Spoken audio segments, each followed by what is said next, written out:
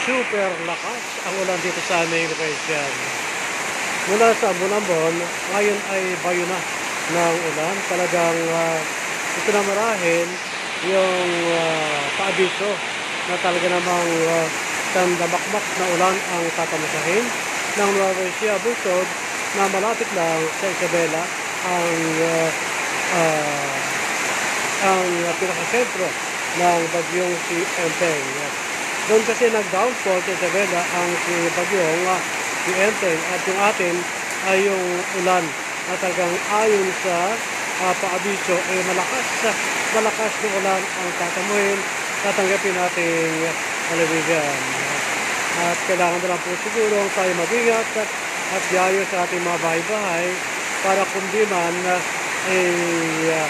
bagyo naman kasi may kasamang hangin para maging safe ang lahat. Ayusin yung dapat ayusin sa ating mga tahanan. Update na mula sa Radar ng Bayan.